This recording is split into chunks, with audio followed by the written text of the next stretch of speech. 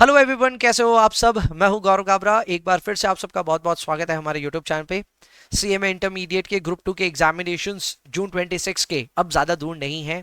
Students लगातार request कर रहे थे sir paper number 11 paper number 12 दोनों के ही एबीसी एनालिसिस कर दो। तो एबीसी एनालिसिस साथ में इकट्ठे एक ही वीडियो में कर रहा हूं मैं।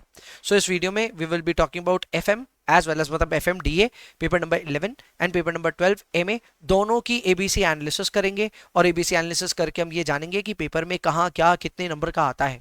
Not just that, I will also help you out with 60-40 strategy, यानी पेपर को कैसे अटेम्प्ट करना है, किन चीजों को पहले आपको टारगेट करना है, कैसे इंश्योर करना है कि पेपर में आप तगड़े नंबर लेकर के निकले। वो सारी स्ट्रैटेजी आपके सामने रहेगी। मुझे पता है एग्जामिनेशन ज्यादा दूर नहीं है, तो ज्यादा समय खर्च नहीं करूंगा आपका। शुरुआत करते हैं इस वीडियो की। सबसे पहले आप देख सकते हैं ये इन्फोग्राफिक हमने डिजाइन किया है। आजकल तो एआई का जमाना है, बहुत ईजी हो गया डिजाइन करना। So this can be downloaded. आप हमारे व्हाट्सएप ग्रुप में अगर ऑलरेडी जुड़े हुए हैं तो आपको ये मिल गया होगा। अगर नहीं जुड़े हुए हैं तो प्लीज आज से ज्वाइन कर लीजिए, क्योंकि सारे फ्यूचर अपडेट्स हम लोग वहीं पे पोस्ट कर रहे हैं। So if you have joined the WhatsApp group सारी इन्फॉर्मेशन फटाफट मिल जाएगी। सो शुरुआत करते हैं पेपर नंबर 11 एफएमडीए के पेपर पैटर्न को समझने से। सो पेपर पैटर्न ये रहा दोस्तों हमारे पास में। ये रहा paper pattern to the left, आप देख सकते हैं। पार्ट ए में आपको क्वेश्चन नंबर 1 में ये समझाया गया कि भाई 15 क्वेश्चंस आएंगे of 2 marks each, which everybody know, सबको पता है कि 30 मार्क्स का एमसीक्यू आएगा। ये नहीं पता इसको तैयार कैसे करना है। तो भाई इसकी तैयारी आपको मैं बता दूं, जितने एनरोल्ड स्टूडेंट्स हैं उनको तो पता ही है। ऐप में वी हैव लोडेड 400-500 क्वेश्चंस जिसको आप आराम से प्रैक्टिस कर सकते हैं। But the best part is जितने एनरोल्ड स्टूडेंट्स के लिए हमने काम किया है, हमने बाकियों के लिए भी उतना ही काम किया है।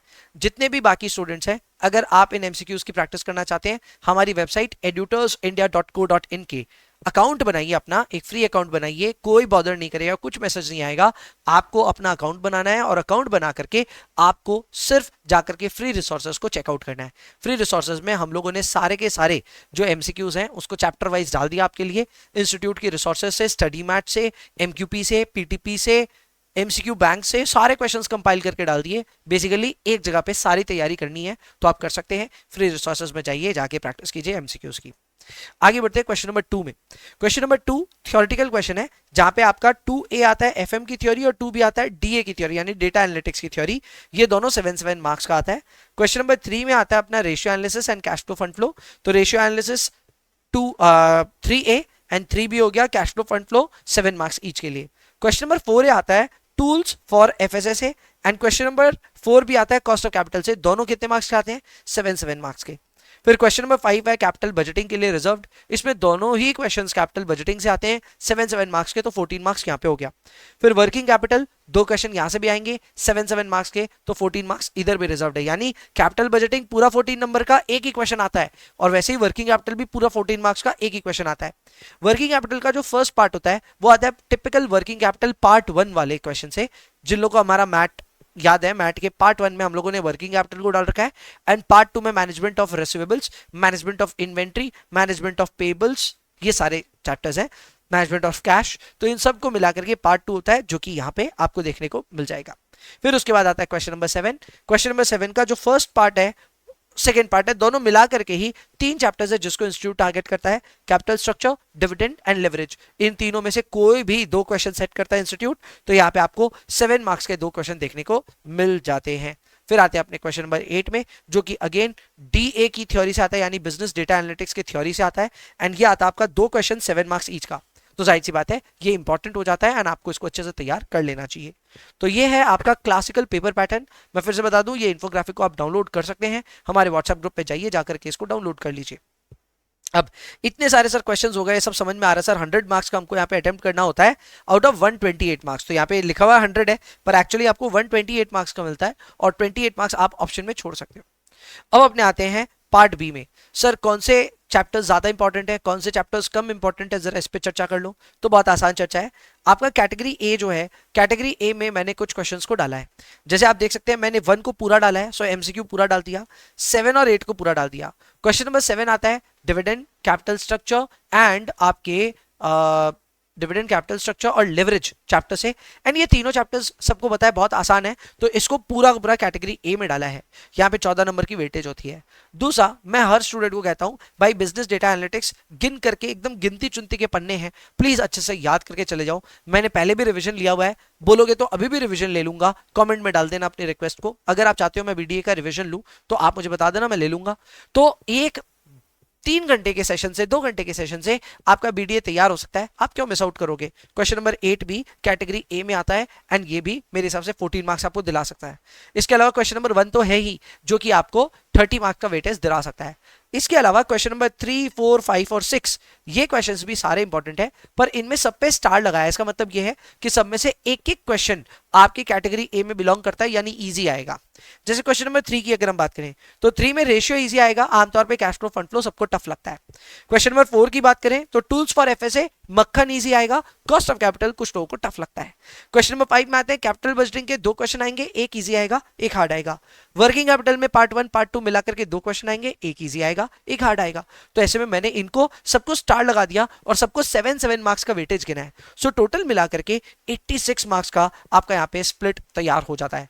सो अगर आप इस कैटेगरी पे काम करें जहां पे आपने तैयारी कर ली इन चैप्टर्स की, तो आपका कैटेगरी ए कंप्लीट होता है and it will help you solve 86 marks of the paper in the upcoming term.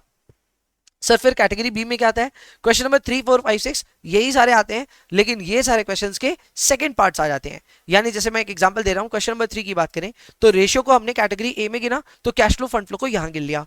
फिर क्वेश्चन नंबर 4 की बात करें तो कॉस्ट ऑफ कैपिटल को यहां गिन लिया। क्वेश्चन नंबर 5 की बात करें तो कैपिटल बजटिंग के एडवांस्ड क्वेश्चन को यहां गिन लिया एंड वर्किंग कैपिटल पार्ट 2 को यहां गिन लिया। तो देखा जाए तो आपके कैटेगरी ए कैटेगरी में मिला करके टोटल 114 मार्क्स का स्प्लिट यहां पे तैयार हो गया। इसके बाद में कैटेगरी सी में मैंने डाला है क्वेश्चन नंबर 2 को। क्वेश्चन नंबर 2 एक अतरंगी क्वेश्चन है, इसके लिए आपको एफएम की भी पूरी थ्योरी पढ़नी पड़ेगी और बीडीए की भी थ्योरी पढ़ी हुई होनी चाहिए, तब जाकर के आपका ये पूरा सवाल सॉल्व होगा। मेरे हिसाब से थ्योरी बहुत ज्यादा नहीं करना चाहिए अटेम्प्ट एग्जाम में। तो अगर आपने ऑलरेडी एक थ्योरी का क्वेश्चन अटेम्प्ट कर लिया क्वेश्चन नंबर 8, तो क्वेश्चन नंबर 2 को स्किप करना चाहिए मेरे हिसाब से। इसीलिए सेक्शन नंबर सी में इसको डाला है कैटेगरी नंबर सी में इसको डाला है, ये 14 मार्क्स का है। हाँ, मैं यहाँ पे कोई भी तरह से आपको कोई सिलेक्टिव स्टडी करने के लिए गाइडेंस नहीं दे रहा हूं। आई am just letting you know कि किस चीज को पहले प्रायोरिटाइज करना और किसको बाद में। सॉरी। अब अंत में अपने आते हैं कैटेगरी नंबर सी में।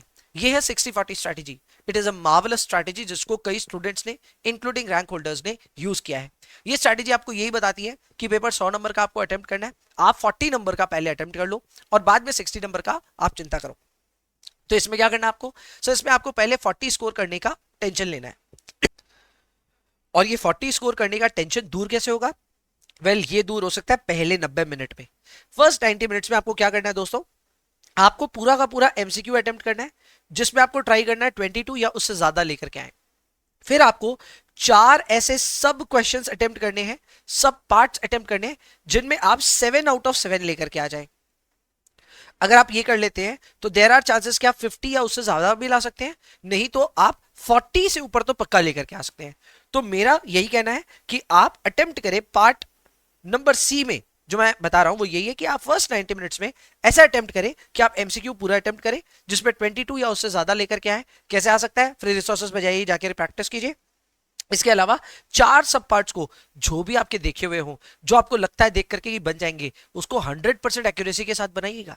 यानी you need to attempt 7 out of 7, तब जाकर के ये बात बनेगी। एंड इसी चीज को आप अगर ध्यान रख लेंगे तो पहले 1 घंटे में ही या 90 मिनट्स में ही आप अपनी 40 से 50 मार्क्स की जर्नी को पूरा कर पाएंगे। सर बाकी समय पे क्या करना है? बाकी समय पे आप अपने बाकी पेपर को जैसे चाहे वैसे अटेम्प्ट कर सकते हैं, कोई प्रॉब्लम नहीं है। ठीक है, तो ये है आपके लिए दोस्तों मेरी analysis for FMDA. Proper paper pattern की एनालिसिस भी कर दी, एज वेल एज मैंने यहाँ पे आपको 60-40 स्ट्रैटेजी भी बता दी। अब अपने आते हैं एमए के लिए। मैनेजमेंट अकाउंटिंग हम सभी जानते हैं, ये है पेपर नंबर 12।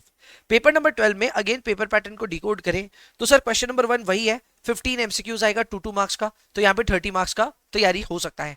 इस तैयारी को भी अगर आप बढ़िया से करना चाहते हैं, हमारी वेबसाइट edutorsindia.co.in पे जाइए और जाकर के फ्री रिसोर्सेज में चेक कीजिए। फिर आते हैं क्वेश्चन नंबर 2 में, जो कि थ्योरी और एबीसी यानी कि एक्टिविटी बेस्ड कॉस्टिंग से मिला करके आएगा।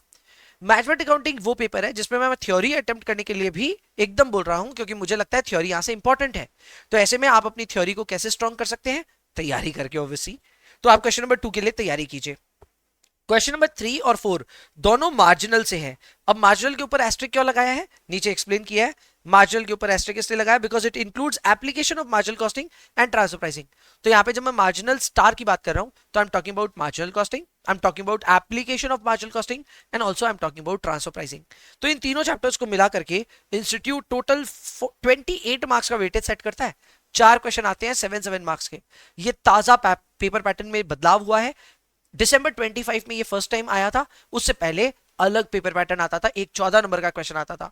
सो गोइंग फॉरवर्ड मुझे लगता है इस बार भी ये पेपर पैटर्न फॉलो होना चाहिए। They will ask you 4 questions of 7 marks each. फिर अपने आते हैं क्वेश्चन नंबर 5 में। इसमें स्टैंडर्ड कॉस्टिंग के सवाल पूछे जाएंगे, 2 क्वेश्चन रहेंगे 7 नंबर के, एंड फिर बजट से आएंगे 2 क्वेश्चन 7 नंबर के। इसके अलावा क्वेश्चन नंबर 7 का ए नंबर आएगा डीपीएम से, यानी डिविजनल परफॉर्मेंस मेजरमेंट से, एंड क्वेश्चन नंबर 7 बी जो आएगा वो आएगा लर्निंग कर्व से। इसके अलावा क्वेश्चन नंबर 8 ए मुझे लगता है डिसीजन थ्योरी से आएगा, और 8 बी अगेन थ्योरी क्वेश्चन आएगा from management accounting. So management accounting ये देखा जाए तो 2 जगह पे थ्योरी पूछी जाती है, एक क्वेश्चन नंबर 2 ए में एंड एक पूछा जाता है 8 बी में। सब मिला के 100 नंबर का नहीं 128 मार्क्स का तैयारी है, पर आपको ऑब्वियसली अटेम्प्ट करना है ओनली 100 मार्क्स का। 28 मार्क्स का आप इसको स्किप करोगे। तो ये आपका paper pattern for management accounting. अब मैं आपको ये बताऊंगा कि इसमें कहां ज्यादा मार्क्स मिलेंगे, कहां कम मिलेंगे। तो कैटेगरी ए बी सी आपके लिए आइडेंटिफाई करी है मैंने। कैटेगरी ए में आते हैं question number 1, 2, 7 and 8। I know weightage ज्यादा नहीं है, सब मिला के वेटेज 72 मार्क्स का ही है। तो यहाँ पे क्वेश्चन नंबर 1 जो है वो आता है आपका एमसीक्यू। क्वेश्चन नंबर 2 और 8 आता है वो क्वेश्चन जहाँ पे एमए की थ्योरी पूछी जाती है, मतलब एमए की थ्योरी करने के लिए मैं रिकमेंडेशन दे रहा हूं।